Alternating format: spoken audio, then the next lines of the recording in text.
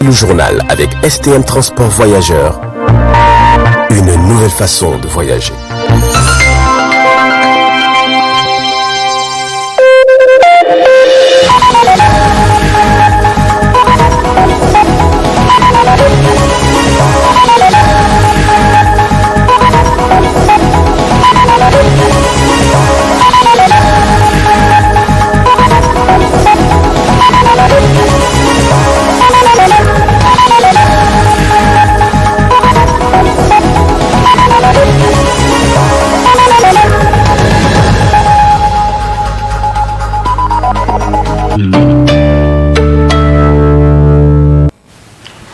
Bonsoir à tous et bienvenue à ce journal du soir. En cette veille de la journée internationale de la jeune fille, célébrée comme vous le savez chaque 11 octobre, l'UNICEF et ses partenaires lancent une campagne de plaidoyer sous le thème « Ma voix, notre avenir égal ». Nous susciterons collectivement la diversité des voix et d'actions en tant qu'acteurs de changement à travers bien sûr une série qui met en relief les combats des jeunes filles pour surmonter la Covid-19. Nous y reviendrons en détail demain. Cela dit, le programme national de la santé mentale célèbre ce jour, 10 octobre 2020, la 3e édition de la journée mondiale de la santé mentale au Niger. Le thème retenu est une occasion de lancer une augmentation massive des investissements dans la santé mentale. Détail avec Ralia Sami et Abdelmoumouni Abdraman. Le 10 octobre de chaque année est célébrée la journée mondiale de la santé mentale. Ici au Niger, le programme national de la santé mentale, en collaboration avec plusieurs partenaires, commémore cette année et pour la 3e fois cette journée sous un thème d'appel pour une mobilisation des ressources financières en matière de la santé mentale. C'est ainsi que la COPI, la Croix-Rouge nigérienne, l'OMS et l'OIM ont tous réaffirmé leur volonté d'accompagner le programme dans l'atteinte de ces objectifs. Beaucoup de résultats. Maintenant, on parle de la santé mentale plus comme une chose qui regarde seulement la partie psychiatrique, les fous, mais aussi les personnes qui ont des dépressions, les personnes qui ont des problèmes d'épilepsie, les personnes qui ont des difficultés à vivre. Non? Vivre, effectivement, c'est difficile et c'est encore plus difficile dans un pays qui fait face à divers conflits. Oui, nous plaidons une augmentation massive des investissements dans la santé mentale. Car l'organisation que je représente, l'OIM, pour prendre exemple sur elle, le phénomène migratoire, avec son corollaire de difficultés de toutes sortes, dont la traversée suicidaire du désert et de la mer, engendre sur la gente humaine vulnérable des troubles psychologiques et psychiatriques. Bref, un problème de santé mentale énorme. L'Organisation internationale de migration OIM, à travers son équipe MHPSS, santé mentale et soutien psychosocial, composée de psychologues, des assistants psychosociaux et des techniciens supérieurs en santé mentale, intervient depuis des années dans le cadre du retour volontaire des migrants. L'OMS veille à ce que personne ne soit laissé pour compte. C'est pour ça, pour le thème de cette journée, l'OMS se joint à la communauté internationale pour aider le Niger à la mobilisation de ressources financières domestiques et extérieures, à avoir un financement suffisant vraiment et adéquat à la lutte contre les maladies mentales au Niger. Le coordinateur du programme national de la santé mentale a, quant à lui, adressé ses vifs remerciements à tous ses partenaires dans la lutte en faveur de la santé mentale. Au nom du programme national de santé mentale au Niger, je tiens à remercier tous et toutes qui sont venus ici pour la célébration de cette journée mondiale de la santé mentale. Vous avez certainement suivi avec intérêt le discours du ministre de la Santé sur le thème de cette année. Mais aussi, je profite de l'occasion pour saluer nos partenaires qui chaque jour nous apportent plus pour le besoin de la santé mentale de la population nigérienne. un sketch de sensibilisation sur la solidarité en faveur des personnes mentalement affectées a égayé les participants. Notons aussi que cette journée est mise à profit pour séance d'exposition et vente des produits et services des différents partenaires en faveur de la santé mentale. Vivement donc la 4e édition. Car, comme on le dit dans le slogan, il n'y a pas de santé sans santé mentale. Le réseau des enseignantes syndicalistes de l'Afrique de l'Ouest, RESAO, section du Niger, a ouvert ce matin au centre culturel Oumaruganda les travaux du séminaire de formation des responsables régionaux sur différents thèmes, notamment le syndicalisme, le leadership féminin, entre autres. Je vous propose de suivre un extrait de l'intervention de la présidente du RESAO, section du Niger. Le réseau des enseignantes syndicalistes de l'Afrique de l'Ouest, section Niger, a vu le jour en mars 2014 pour rassembler les enseignantes syndicalistes en vue de mieux défendre leurs intérêts professionnels dans les syndicats. Un monde dominé par les hommes, malgré le poids numérique. Pourtant, un adage ne dit-il pas de syndicat fort sans les femmes. Nous devons en être conscientes et libérer nos énergies. Nous devons combattre toute forme de violence basée sur le genre dans nos établissements scolaires, nous battre pour une meilleure place dans la société. Pour cela, nous devons renforcer nos capacités à tous les niveaux. Personne ne le fera à notre place. Mais l'International de l'éducation l'a bien compris.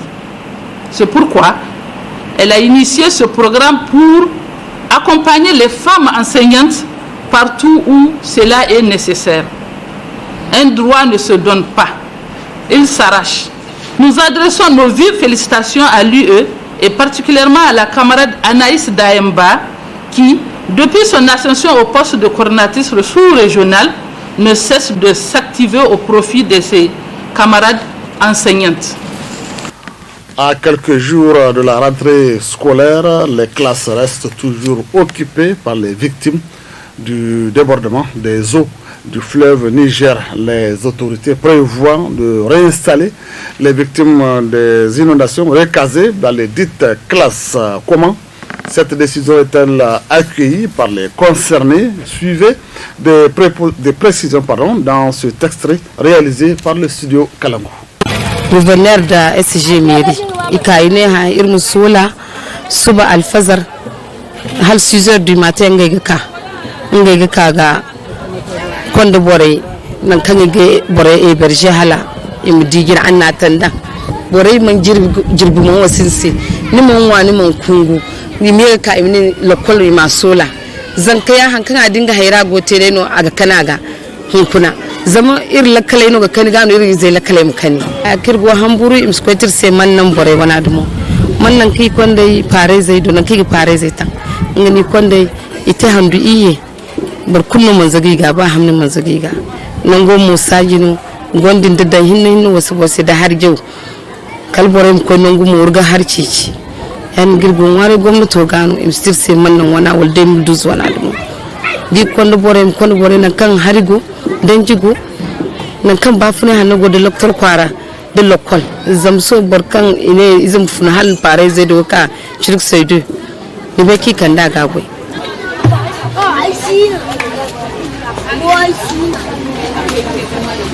Politique avant notre revue de presse, poursuite de la tournée de proximité du président du parti nigérien pour la démocratie et le socialisme, le PNDS-Taria, dans la région de Zender. Après Douroum, Dogo, Gouna et la ville de Média, les localités de Gafati, Zermou, Hamdara, Koleram et Dakoussa étaient à l'honneur. C'est cela que vous voyez à travers ces images. Cette tournée chez le président du PNDS-Taria est une tradition pour le parti, respectée ici par le candidat Bazoum Mohamed, a déclaré Io Sani, membre du comité exécutif national du PNDS, au micro de nos confrères.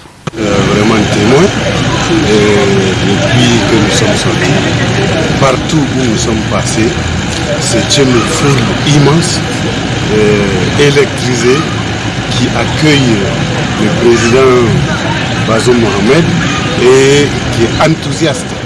Et il n'y a aucun parti qui peut vous faire mobiliser autant de foule que notre parti. Donc vraiment, nous sommes satisfaits de ce que nous sommes en train de voir et cela nous confirme l'ampleur de l'adhésion que notre parti est en train d'apporter des populations de notre pays et cela du nord au sud, de l'est à l'ouest. Mais est-ce que ce n'est pas parce que c'est le parti au pouvoir et que vous avez les moyens qu'on a toute cette adhésion, ce que vous parlez d'adhésion? Non, si vous avez suivi le président du parti dans chacun de ses discours qu'il a prononcés, il a indiqué que c'est une tradition chez notre parti, au niveau des dirigeants de notre parti, de sillonner les contrées, d'aller trouver les populations là où elles vivent et de les rencontrer, d'échanger avec elles et de connaître leurs problèmes, leurs difficultés et de savoir aussi ce que le parti et le pouvoir a réalisé. Cela n'a rien à voir avec notre situation au pouvoir. Au fait, nous ne sommes pas les seuls au pouvoir. Il y a d'autres partis, comme vous le savez, la MRN, la Mouvance pour la Renaissance du Niger, c'est elle qui est au pouvoir, avec une coalition de plus d'une trentaine de partis politiques. Mais vous n'avez pas vu d'autres partis de la majorité en train de soulever des foules de cette manière-là. Ça, c'est lié à la popularité du PNDS-Taraya et à la popularité de son président, le président Bazoum Mohamed. Alors vous avez parlé de réalisation. Si on vous dit de citer 3 réalisations, simplement 3 réalisations au profit des populations.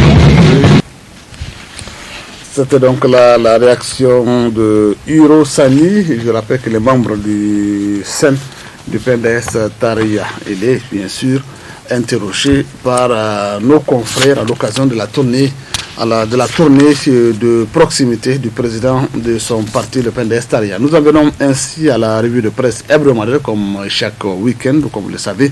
Raleigh Sami parcourt pour nous, pour vous, bien sûr, les journaux parus au cours de la semaine. Très bonne réception et agréable week-end à tous.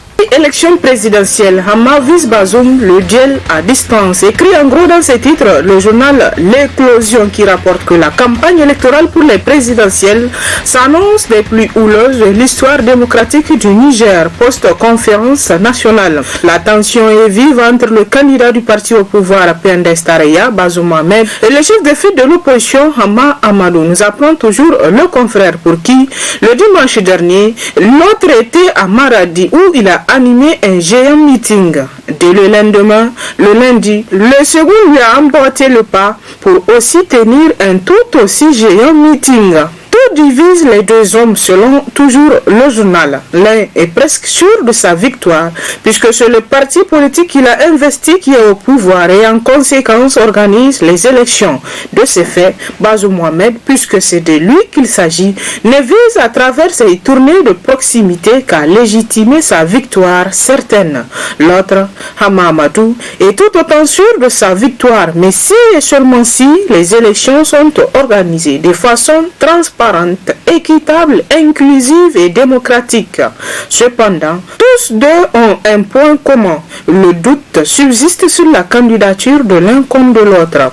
Si l'article 47 de la Constitution est interprété par certains comme un obstacle à la candidature de Hama Amadou du fait de sa condamnation à un an de prison dans l'affaire des bébés stigmatisés, d'autres invoquent le même article 47 comme un obstacle à la candidature de Bazoum Mohamed du fait du doute qui plane sur sa nationalité d'origine telle qu'exigée par la loi fondamentale. Pour sa part, le journal Le Sens de l'Histoire rapporte élection présidentielle 2020-2021 au Niger, les candidats de la majorité face à ceux de l'opposition. La confrontation sera épique. Le Niger est une fois de plus à la croisée des chemins.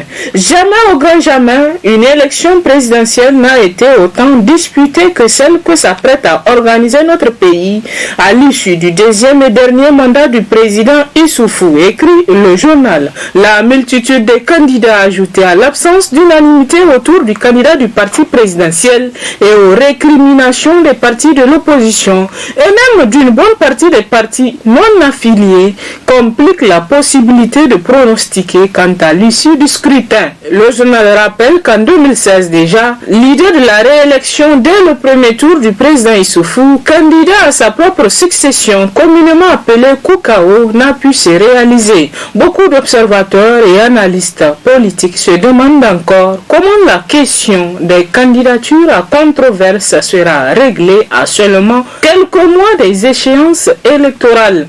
Les élections générales prévues dans notre pays en cette fin de l'année 2020 pour les élections locales, municipales et régionales le 13 décembre 2020 et le 27 décembre 2020 pour les élections législatives et présidentielles premier tour et en début de l'année 2021 pour la présidentielle deuxième tour en cas de deuxième tour, pourront-elles effectivement avoir lieu conformément au chronogramme de la CENI, s'interroge le journal. Le journal L'Actualité, lui, s'est intéressé à la situation du président de la délégation spéciale de la ville de Niamey.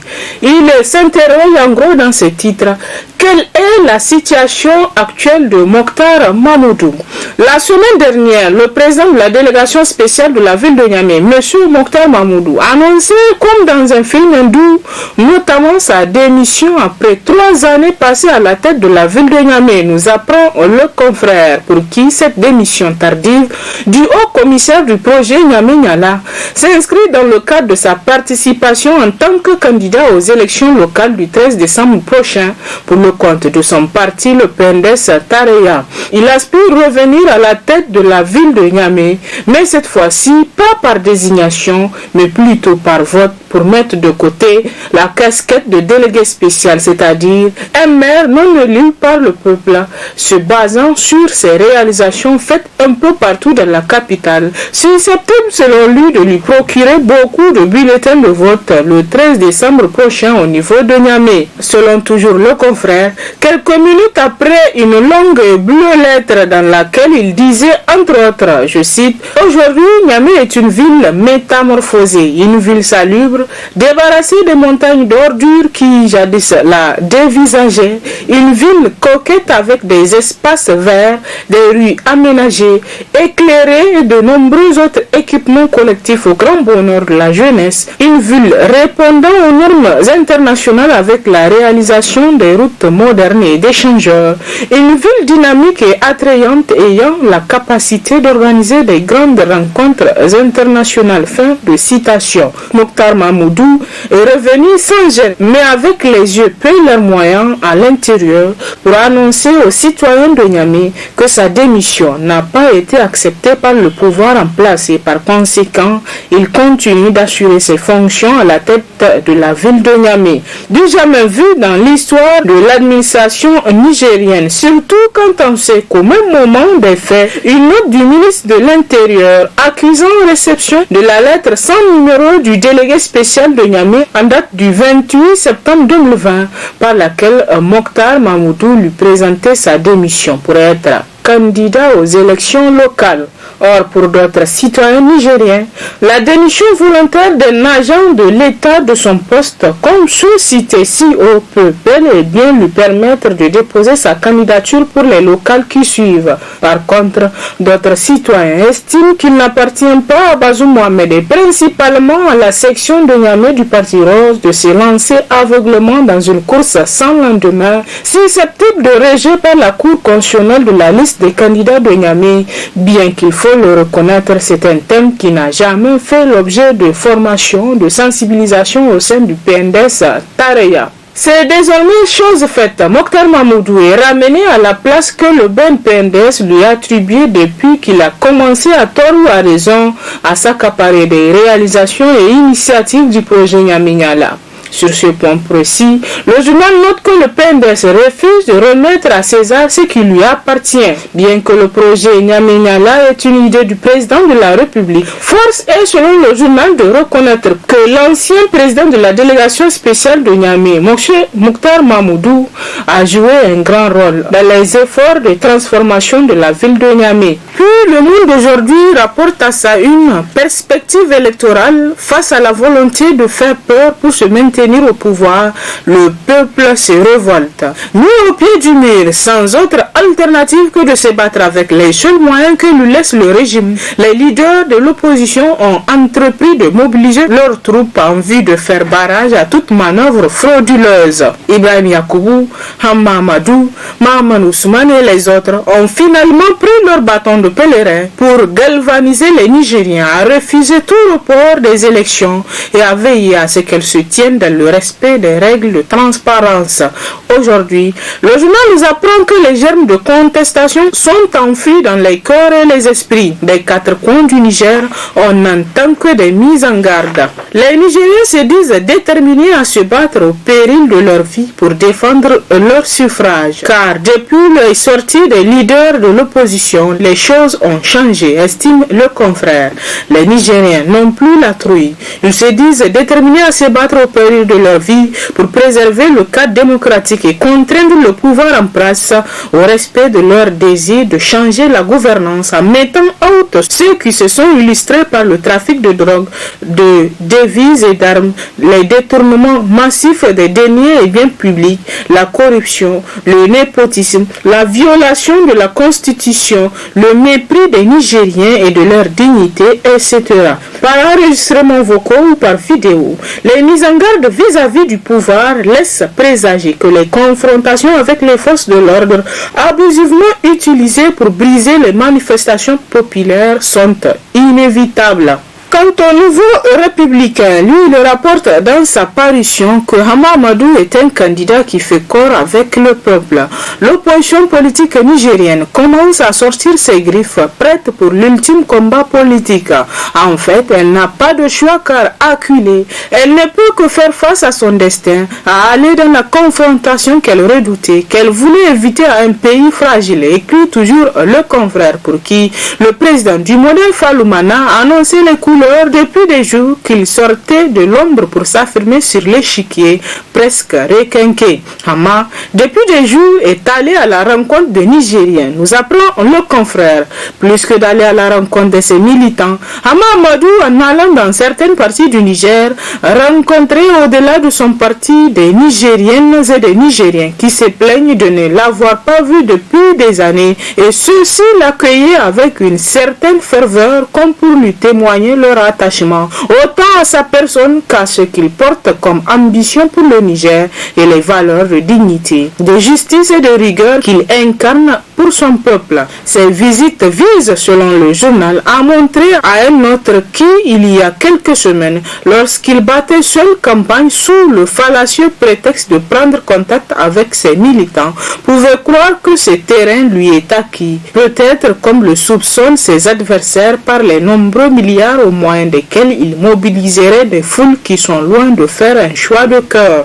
À la une du courrier cette semaine, conditions d'éligibilité à la magistrature suprême. Tous les candidats à l'élection présidentielle mis au défi de publier les actes d'état civil de leurs parents. Nous apprend dans ces titres et à sa une le journal Le Courrier. Dans le respect strict de ces dispositions constitutionnelles, l'article 47 alinéa 4, le Courrier a décidé d'éclairer davantage ses lecteurs en publiant chaque semaine les actes d'état civil qui font d'eux des Nigériens de nationalité d'origine. Tous, sans exception, ils passeront à l'exception de ceux qui se refuseront à cet exercice de transparence nécessaire. Les Nigériens sauront alors qui peut prétendre à la magistrature suprême ou pas. L'exercice auquel le courrier entend soumettre les prétendants au fauteuil présidentiel est d'essence démocratique, puisqu'il permettrait de mettre un terme à ce débat public en rassurant les Nigériens sur la légitimité ou non des prétentions des uns et des autres. Hamma Amadou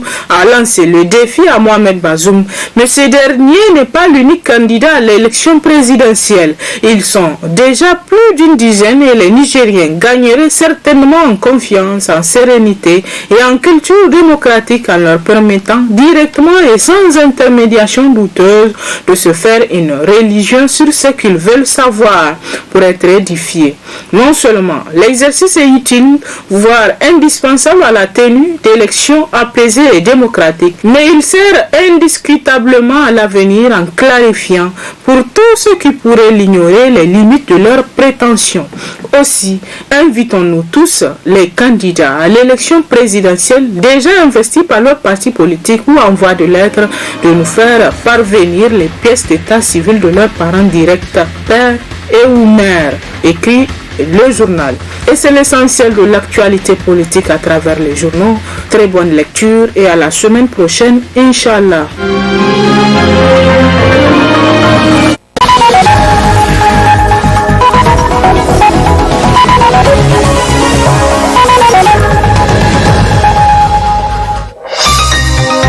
Ce journal vous a été présenté par STM Transport Voyageurs. Une nouvelle façon de voyager.